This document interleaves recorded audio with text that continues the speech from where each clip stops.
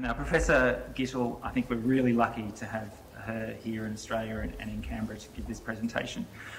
She's Professor of Management at Brandeis University's Heller School for Social Policy and Management in the US, and she's acting Faculty Director of the MIT Leadership Centre. She brings with her a prodigious amount of scholarship.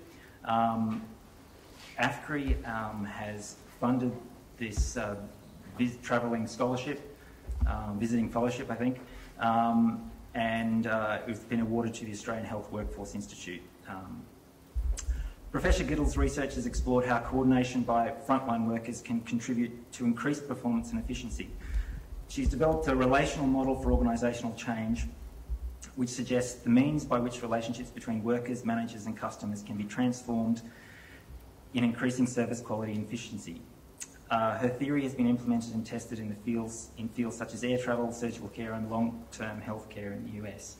And I've worked for 12 years in healthcare policy. I often hear analogies made between air services and healthcare, and it's great to have somebody who's worked in both areas.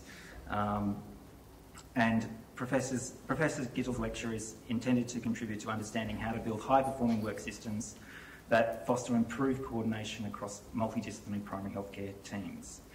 We'll have about 45 minutes from Jody and then 15 minutes discussion. So I'll hand over to Jody. Okay. Thank you so much, and it's a thrill to be here in Australia at the time of such great change in the healthcare system. And I think you'll find, for those who are not specialized in the healthcare industry, that the insights are quite broad. As mentioned, I started in the airline industry, and people are using the concepts of relational coordination in many industry contexts. So with that, let me just get started and talk about the current economic environment. I didn't used to mention this, but last time I was giving a talk, I think it was in, last time in Europe was in Spain, and they said, you can't get started in your discussion without recognizing what hard times we're having here. And I realize Australia is kind of fortunate right now, given the mining boom and your proximity to Asia and so on. But it is a tough time, particularly when we look at health and human services, the aging of the population and the increase in the chronic disease burden. It's a time that we really do need to find more efficient ways to deliver higher quality care on a population basis. And so one of the questions I'd like to ask is whether this relational coordination concept is really one way that organizations can do that. And so it's might be useful to know what is relational coordination and how is it associated with performance. Why is it a dynamic that tends to increase performance? And what are the structures organizationally that help to foster it and support it and sustain it over time? Taking it, it's a relational concept, obviously, but as you'll see, it's not really it's not really focused on relationships, personal relationships between individuals, but rather working relationships between roles. And so how do we structure that and embed it into our organizations to make it sustainable, scalable, replicable over time? And then I'll talk about really the change process itself. It's one thing to talk about high and low performing organizational models, but how do you get to go from a low performing model to a high one? And I think that's a new area of research for a lot of people. The whole change process is still somewhat mysterious. We understand you can implement something. There are plenty of great policies out there that help to support it, but actually making change is still a process that is not fully understood. So there's so many, especially when there are a lot of human factors involved. So we'd like to explore that. I'll talk briefly about RC as an actual measurement tool that can be used to evaluate pre and post intervention to see what has changed in terms of these relational networks. And also as a tool, the relational networks themselves can be used to inform people and feed back to a group to say where are the strengths, where are the weaknesses in the working relationships across organizations and across roles in this system. So this is where I started my work. I was a doctoral student at MIT at the time and trying to pick an industry where frontline workers really make a difference. There was a lot going on in the time in the news about the airlines, and I really wanted to understand what was going on And when I got to the airport and really understood and started watching what people were doing, I was intrigued to see how interdependent this work process was. People involved in flight departures who, as passengers, were not, we may imagine that they exist, but we're not really seeing them. You know, ops agents, ramp agents, freight caterers, ticket agents, mechanics, and so on. Some of the stories I was hearing from people at top management levels, I was down in Dallas at American Airlines, and Bob Baker, the executive vice president of ops, said, you know, this is the most complicated thing we do every day, and most of the people here at headquarters don't even realize that. And so one of the things I saw early on was there can be a disjoint in understanding between people in the leadership of an organization and the people who are doing the work every day, not necessarily understanding the complexity and the critical importance of those everyday tasks.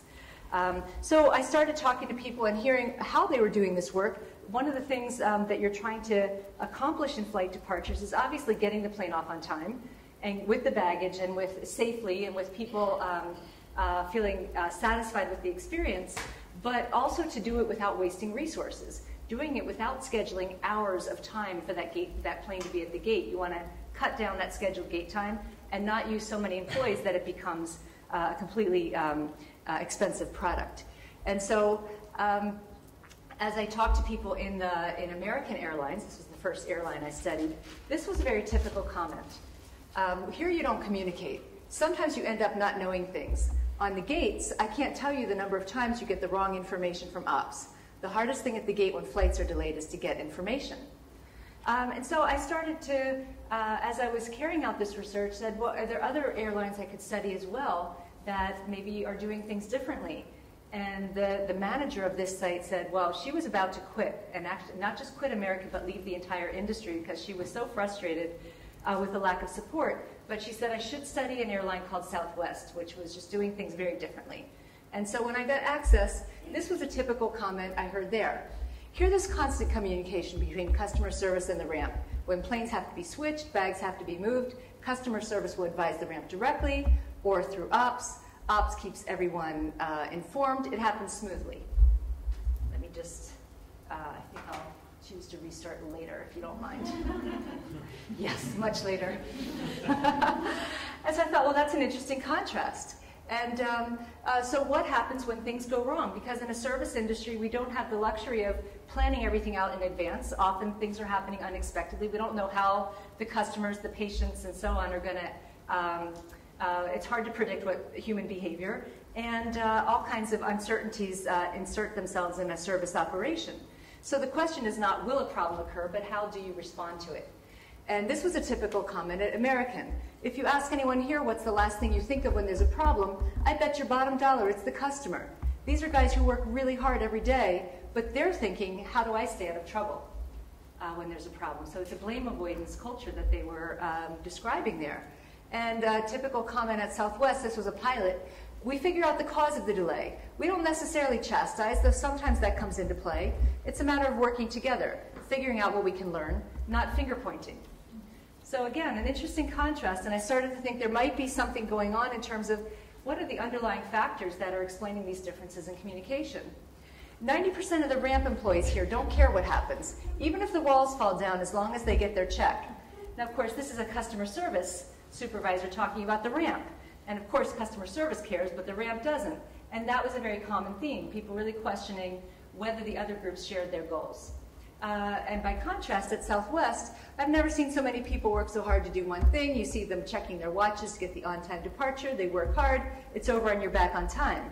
People were pretty confident in this setting that the other groups had the same goals as they did, getting you there on time, safely with your bags, so on, and doing it efficiently. And then this issue of how much people understood beyond their immediate job. This, as I would interview people at American, people, I think in every airline I studied, knew their jobs very well. That was not the question. They were well trained. The question was, how much did they understand in terms of how their job linked to the rest of the work process? Or did they just kind of focus in on, this is my job, and I'm not really sure what other people around here do, but this is what I do, and I do it well. And that's what, that's pretty much the the silo mentality that I was seeing, and we see that in many organizations. I think universities, we have the same problem. But what I was, the contrast at Southwest was asking someone about their job. They would describe it, but also why it mattered for everybody else, how they did their job, and the implications even for other parts of the organization of how they were doing their job. And then finally, the respect issue. There are a lot of status issues in many industries, certainly in airlines, a real pecking order, a sense of who's more important here. And this was one of a particularly colorful comment, but not unusual. And this is a ramp employee talking. There are employees working here who think they're better than other employees. Gate and ticket agents think they're better than the ramp think they're better than cabin cleaners, think it's a sissy woman's job. Then the cabin cleaners look down on the building cleaners, the mechanics think the ramp are a bunch of luggage handlers. So, you know, this pecking order, and at Continental they were calling each other the ramp rats and the customer service trash, and people did a lot of put downs of flight attendants. They think they're so great, but they don't get paid well, and they, you know, waitresses in the sky, and all kinds of, you know, really lack of respectful views on each other's profession. And at Southwest, this was probably the most dramatic contrast. I mean, this was a typical kind of comment. No one takes the job of another person for granted. The sky cap is just as critical as the pilot. You can always count on the next guy standing there. No one department is any more important than another.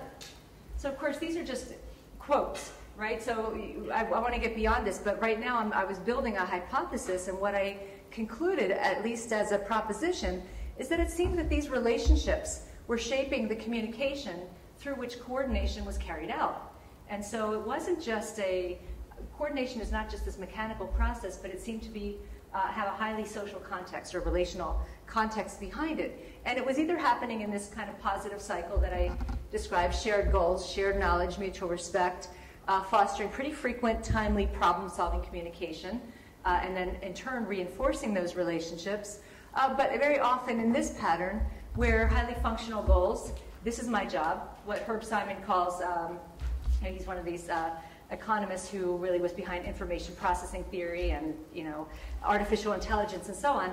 He talked a lot about sub-goal optimization, where one of the downfalls of most organizations, and bureaucratic in particular, is you optimize your local goal regardless of what the implications are for the overall mission, because that's how you see your job.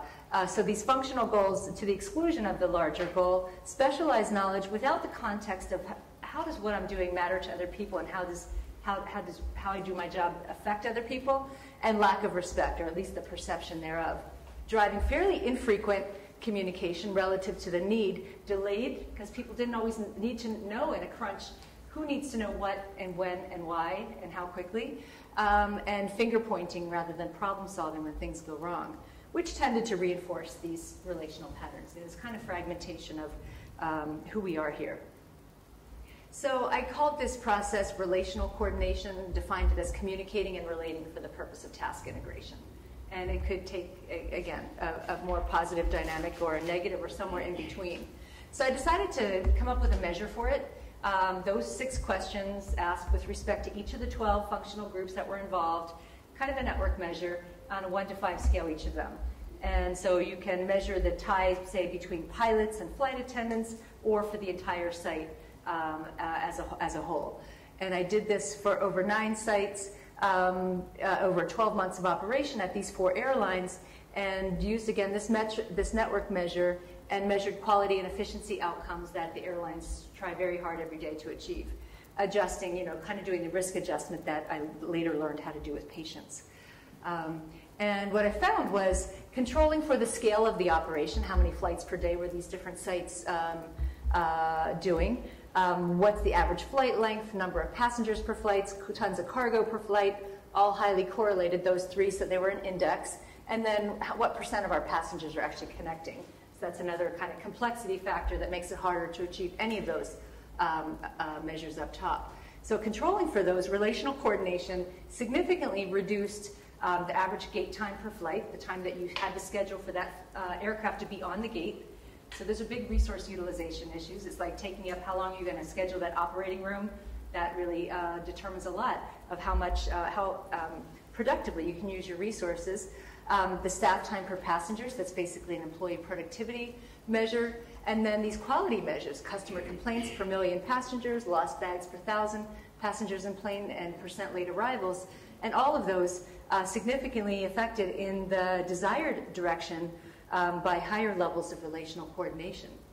And putting that into a scatter plot with this index down here and all of those performance measures, risk-adjusted, combined, we see a pattern where any given airline can be in multiple places depending on the site. So it's not just an organization level variable, it can be site level. You may have, and we know this, and you can have a multi-site organization where some sites are better managed than others. And that was definitely true at Southwest. This was the Chicago station, which was their best, they thought at the time, and the LA, where they really felt they were struggling with a lot of turnover and competition and so on. And they've since brought that, it's now one of their best. But you can see some variation within an airline, but the interesting thing, I think, is that this very soft variable, relational coordination, is a predictor of performance, really important performance outcomes. And that was an insight for the airlines because, of course, they see their investments in capital, their investments in employees as all being important predictors of the outcomes they're trying to achieve, but they don't normally think about the interactions across employees, particularly employee groups, as being so important. They think, if we have the best flight attendants, the best pilots, and the best mechanics, we're good, and not really thinking about these other factors. So I started to wonder, does this matter in other industries? And as a patient, a first-time patient in the hospital, giving birth to my daughter, I thought, wow, this looks very similar. And when I get out of, when I finish this dissertation, I'm going to study healthcare, and so I did. And again, these different areas of specialization, and one of the questions is, do they coordinate better internally than they do across? And I didn't mention, but that was one of the findings, that you tend to have better, stronger networks of coordination within your own function than you do across. That's where often you get the drop-off, in part because a lot of the things, the way we set up organization fosters the silos where you're strengthening within but have weak ties across.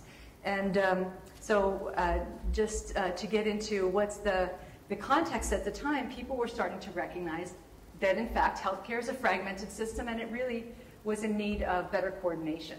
So this was an Institute of Medicine report. The current system shows too little cooperation and teamwork. Instead, each discipline and type of organization tends to defend its authority at the expense of the total system's function. So just reflecting a moment on this new kind of approach to primary care, where we're trying to, both in the US and across much of Europe and here in Australia, have primary care play a bigger role and not have everything oriented around acute care and so on. You have a lot of fragmentation issues where acute and primary care don't work well together. In fact, there's a status issue where acute care is normally looked at as being the place to be, and primary care is, oh, you're not so important. But really, to take a look at the overall system and health and wellness outcomes, primary care needs to be an equal partner and in this. So these type of you get the difficulty of really acting as a system, and so that's what I tried to explore. And the first physician I interviewed about this was one of these real progressive physicians. It was the chief of orthopedics at the time, stepping down from his position at Brigham and Women's, and was one of those physician leaders who had figured out sometimes during his career that it was really important to work well with nurses. And maybe that was not such a big insight, but it was an insight for him. And this is one of his reflections on leaving his position. The communication line just wasn't there. We thought it was, but it wasn't. We talk to nurses every day, but we aren't really communicating. Does anything jump out at you from that? People think it's kind of funny. What's your interpretation? Well, it's kind of normal. It's kind of normal. And maybe the listening part, we talk about, because, it goes both ways. But this, to have recognized that was an insight. And nurses, this was a nurse leader just down the street at Mass General. Miscommunication between the physician and the nurse is common because so many things are happening so quickly. But because patients are now in and out so quickly, it's even more important to communicate well. So what she was feeling, and what a lot of people were noticing at the time, was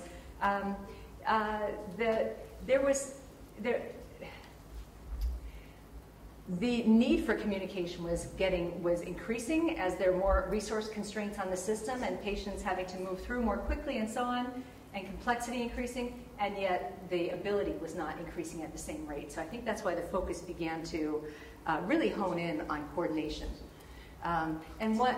So I did a similar study in the hospital setting. I looked at surgical patients because it was a knee replacement, joint replacement, hip replacement population where the outcomes were very well understood, so I could look at what do these organizational factors add.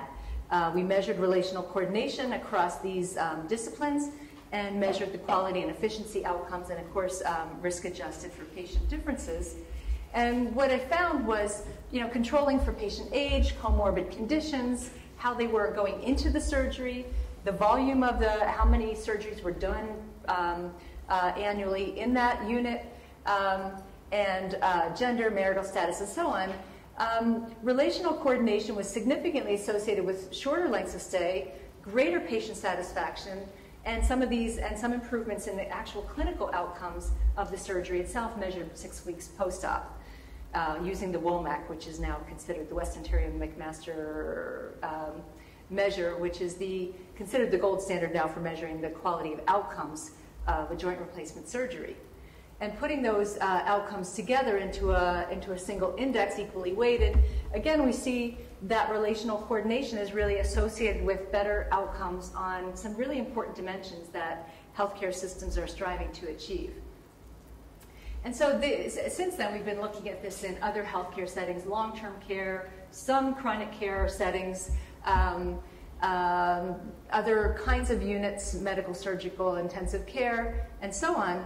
And a recent study that just came out of the Netherlands in Healthcare Management Review, and all consistent with these findings and building on it in different ways, including a recognition that coordination between the patient and the providers is actually really important too, particularly in a chronic care setting. So that's what some people, I think, as we start to move forward, one of the things we want to explore is the extent to which the patient and their family really are part of that healthcare team, and how do we enhance that coordination, and what's the impact on outcomes.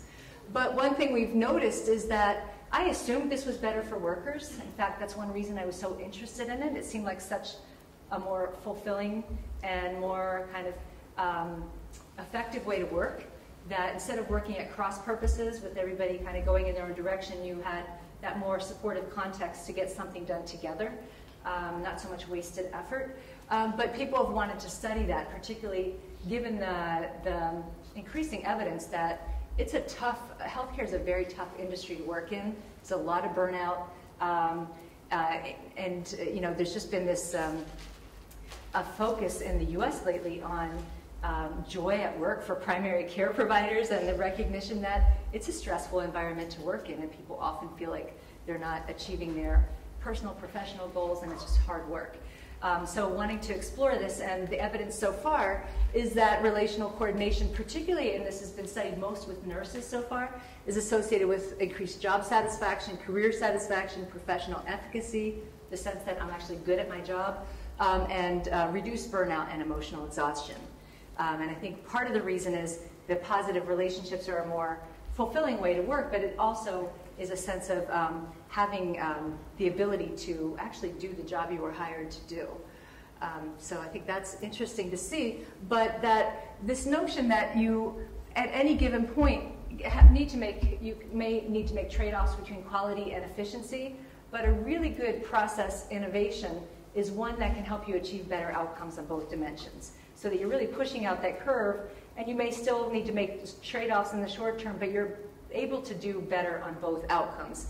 And that's really what it looks like. Relational coordination is one of those innovations. But there are other ways to coordinate and to improve coordination. As someone who has been involved in teaching ops management for years, I'm very interested in these concepts of total quality management, lean strategies for improving work, redesigning workflows, re-engineering, and so on. So one of the questions I often get, and I think it's a good one, is how does this relational coordination fit with these other ways of conceptualizing and improving work? And here's a quote that made me, that it kind of clicked for me.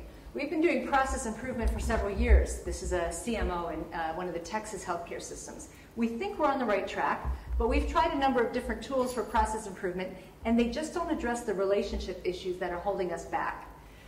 So some of my colleagues at IHI, for example, the Institute for Healthcare Improvement, they do a lot of process improvement. They said they would predict that you go into a workplace that has really poor relational coordination, and it's going to be hard to do process improvement.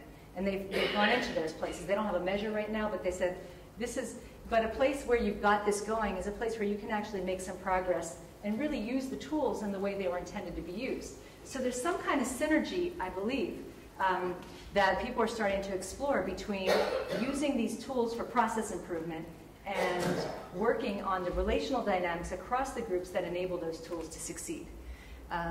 And so this notion that these relationships, having shared goals, shared knowledge, mutual respect, could help to provide this organizational culture that makes it possible to do ongoing process improvement. Like we're a learning organization here because we have these ties.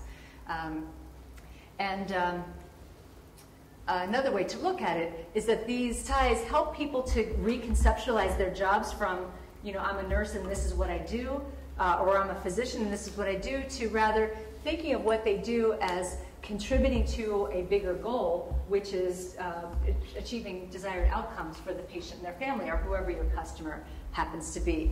So it's a kind of tool for helping people reconceptualize their work.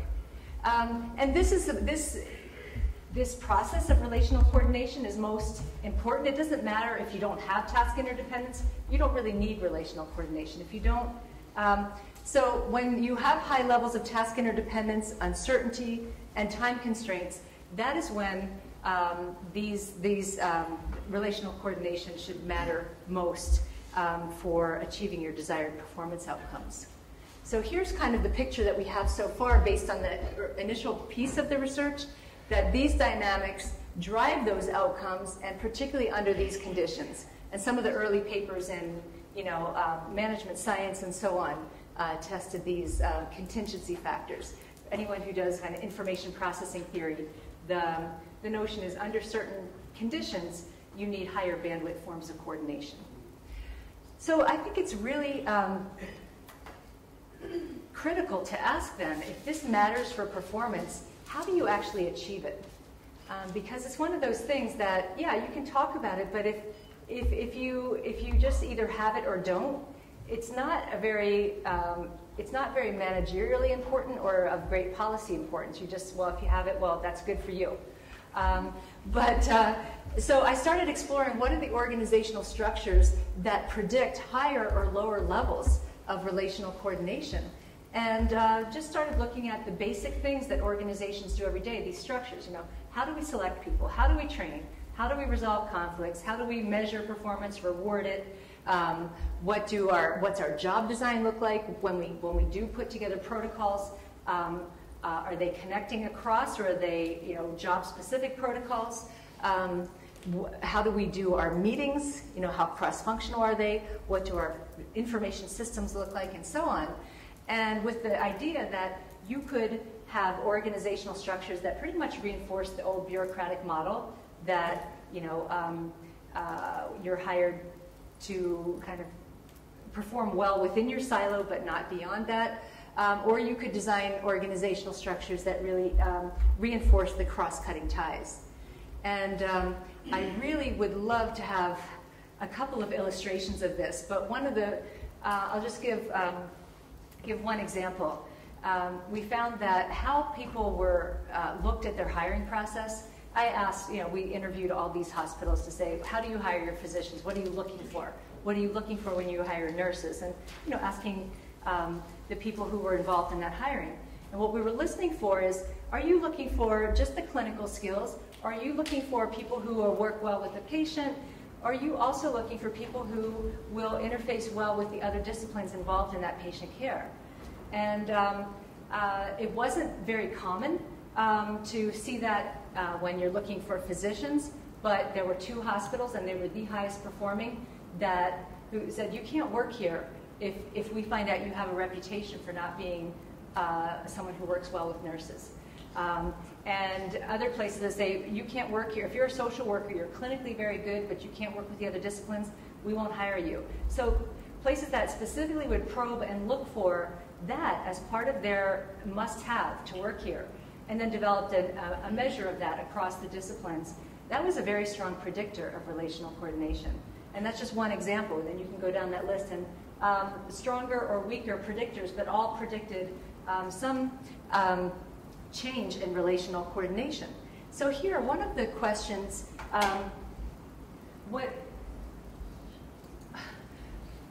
so basically what we found was that this set of organizational practices, and look very similar in airlines actually, how we hire, how we train, what our information systems look like, how we've designed our jobs and so on, are strong predictors of RC, which in turn predict some of these critical outcomes. But it didn't necessarily give insight into how we get there, right? And so as I would start, as these came out in both peer-reviewed journals and then in books for a broader audience, I got a lot of invitations to speak. And one of the questions I would get that I found the hardest one was, okay, we love this, we want to do it tomorrow. How do we get there? Where do we start? And I just wonder if looking at that kind of map of, it's a model and it's a predictive model and so on, you can measure and say, yeah, this actually, these structures predict those outcomes mediated through those networks. But where would you start?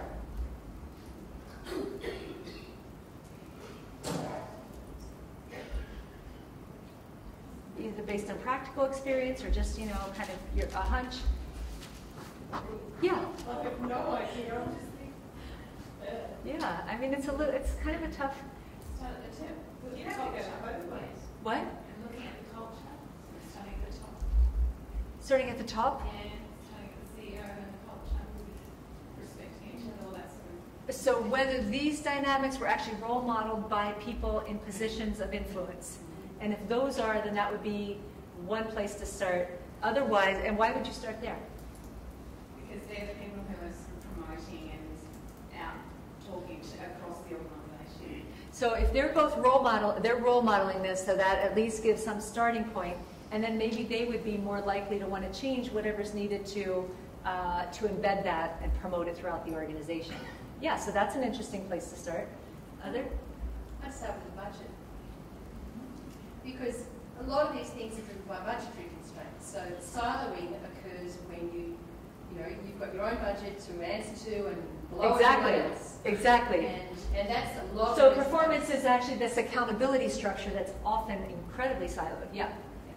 So you would deal with that. So you become accountable. So how would you do that? Make people accountable for something beyond their own. Well, I think within a hospital setting, you've got different departments with their own budgets. They'll make decisions based on the outcome for their department, not the outcome for the greater organisation. Right. So any modelling, any changing of how you're going to do the system has to have a recognition of your changes will influence other departments significantly.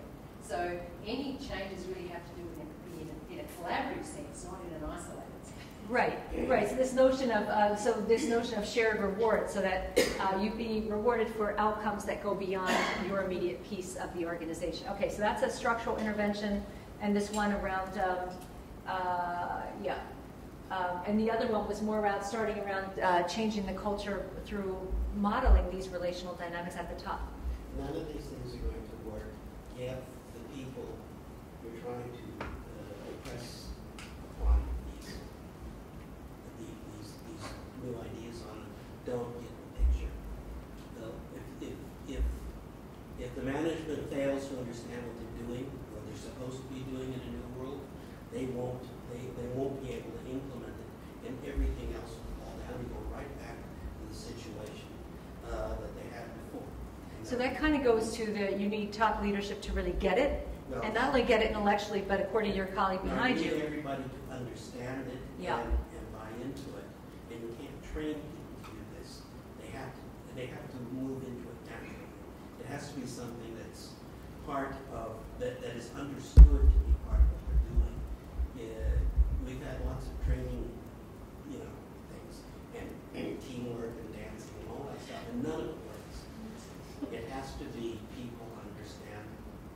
And it's something that people either get or don't in your experience? They get it or they don't, or else if they don't get it, it may be a union issue or something else that is preventing them from getting it. But so they might get it, but they may have some reason in terms of bargaining to not cooperate.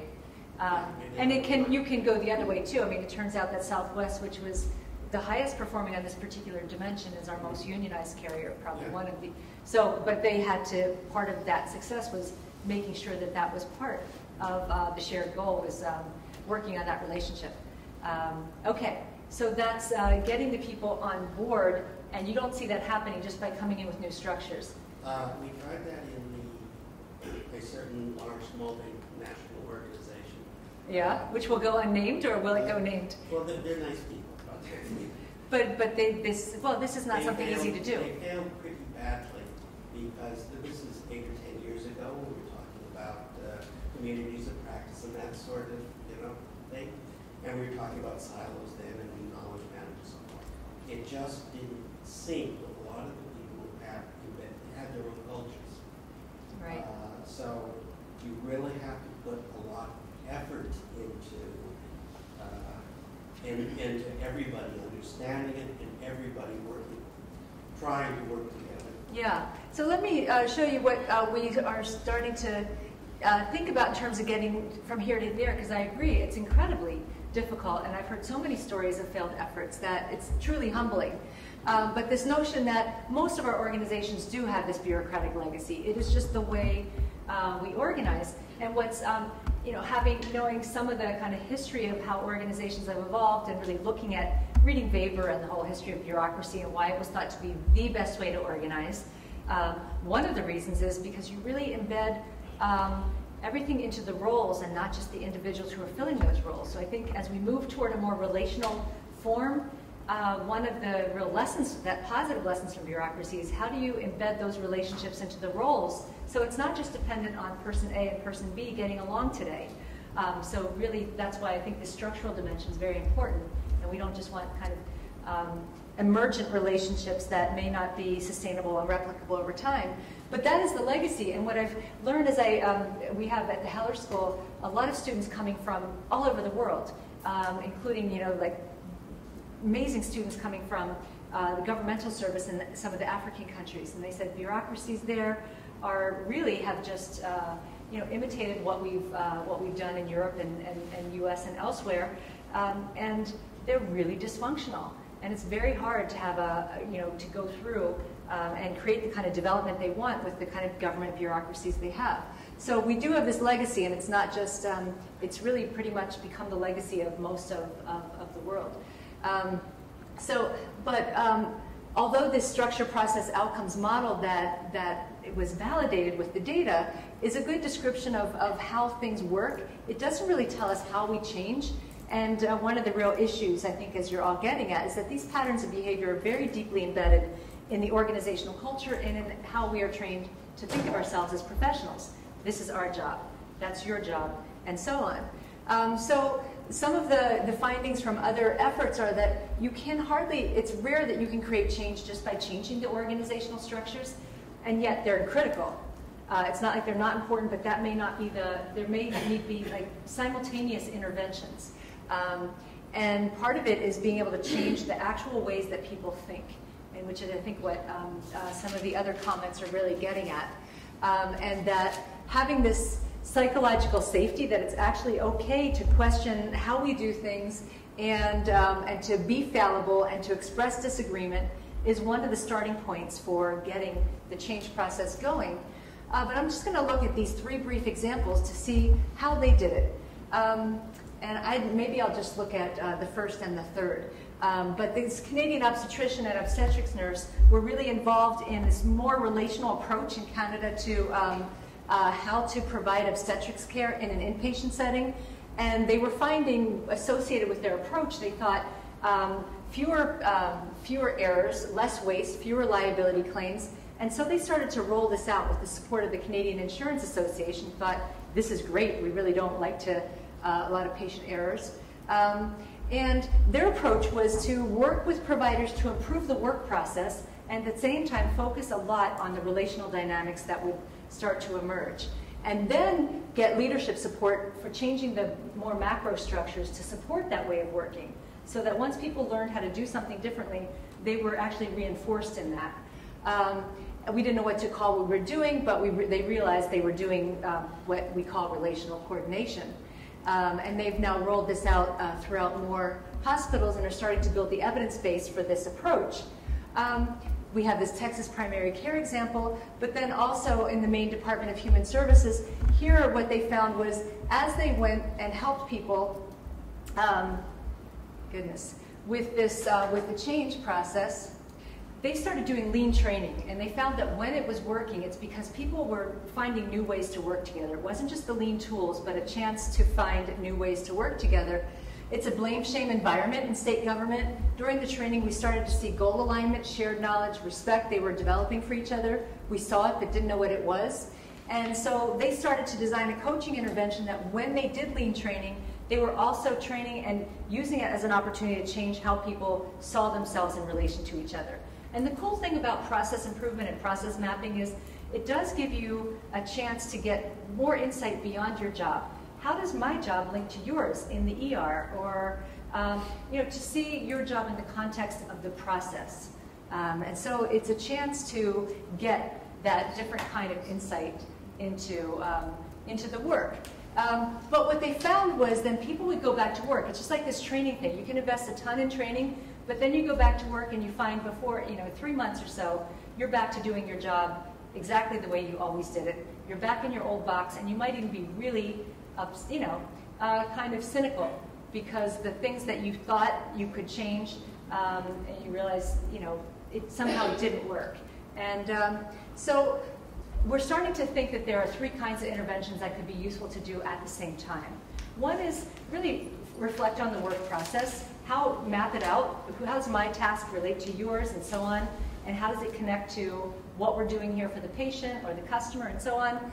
And to do that in the context of relational interventions, and I'll describe those in a moment, but not forgetting to change the structures that otherwise are going to put us right back where we were. If we had to go back to work and still maximize, our individual department budget, it's going to, and in order to get promoted, we have to work within our silo.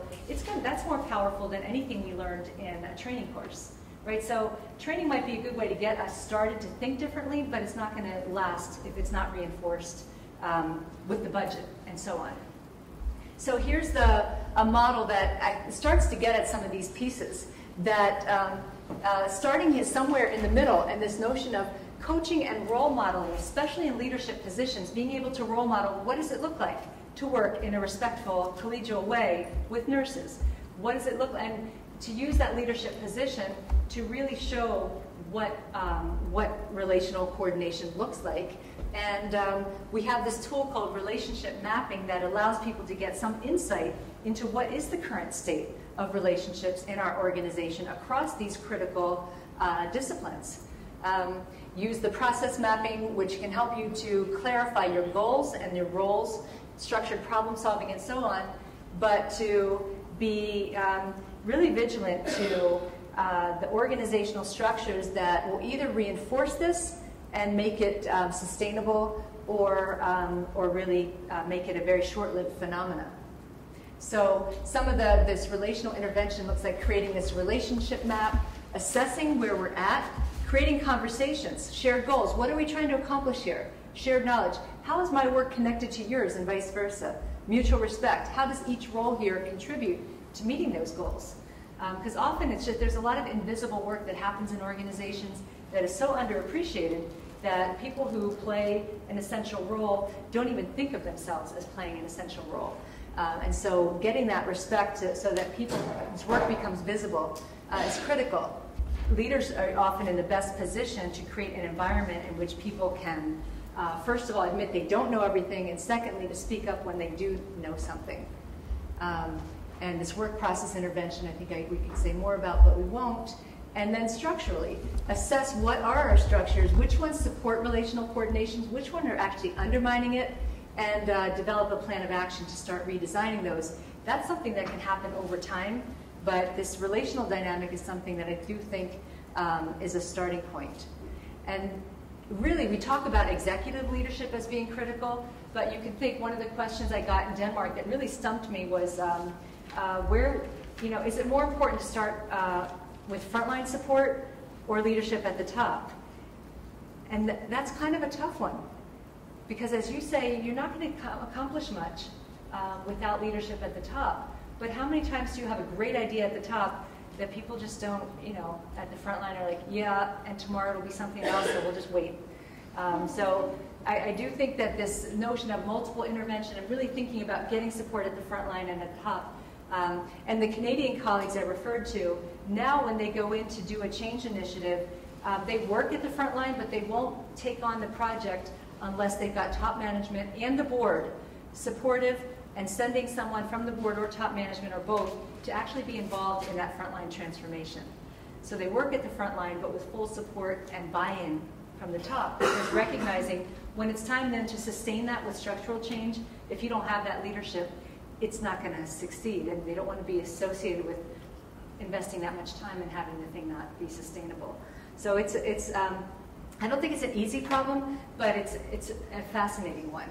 And I think I just want to stop and see how does it resonate with efforts that you've been involved in. We've heard a couple of examples here, and any thoughts about how some of these insights might be useful for transforming how we deliver primary care in Australia. Yes, please. I have an example. I conducted a small study 2 years ago on how nurse practitioners implement their roles using the same sociological theory. And now, was that in an outpatient setting or in hospitals? In different settings. Okay. So it was a number of nurse practitioners employed in the public sector in the ACT. And what was interesting is they used their relationships with other people to change the processes of care. And there were 2 central things, and you've been discussing these.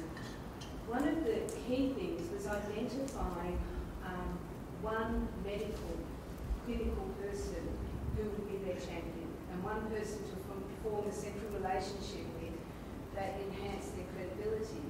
Would that have to be a GP, or could it be? It depended on the context in which they worked. So, but what was interesting was that when there was resistance to this role, and what they were up against was that very strongly challenging the embedded traditional roles in healthcare. And what they found really helped, and it's like having an incentive, was that if they could show someone that they could help them, that they could actually add to what they do and improve this patient journey, they could get them on board. And their communication skills were central to their success. Right. And what was also significant was they found that the people a number of people who they couldn't get on board, they weren't really resistant to the nurse practitioner. These people were often resistant to everyone, and they weren't really good at working with other people, and they were quite resistant to change, full stop.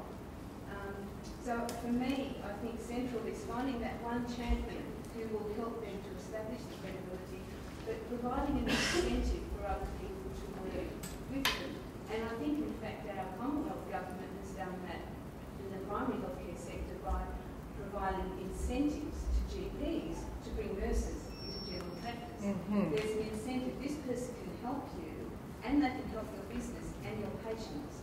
So it's an incentive to actually work together is important. Yeah, and that reminds me of this notion that if you're going to try to change your role, it takes some courage, first of all, because you're going against some very established patterns and expectations. But in order to really do it, it takes the other people have to renegotiate their roles, right? Because you can't play a new role unless other people will validate that. And so finding some way, and that could involve some real negotiation or some way to say, this is going to be good for you too. And I think we have seen some of those examples Lucia has talked about some ways that, that you can play a role that actually complements the role maybe of the GP. But is that sustainable? Well, the ones who had the greatest success were, they're clinical experts in their field. So they really had to so good at that they didn't have to think about it, because they really had to think about their communication. Right. That was prime. So they really had to be so good at what they did that they could actually do that on the side, but develop the relationships. Right.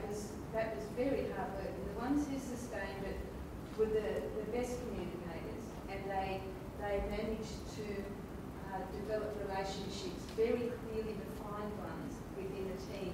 But they could only do it with one team. Yeah. So people who tried to do it working across the hospital, so Right. throughout, where they have to deal with a number of teams, Right. it wasn't so good because they couldn't develop that relationship with Right. too many. So this is a change that happens, first of all, at a personal level, and there have been some great examples of, okay, you get an individual relationship maybe between a couple of parties that can be transformed.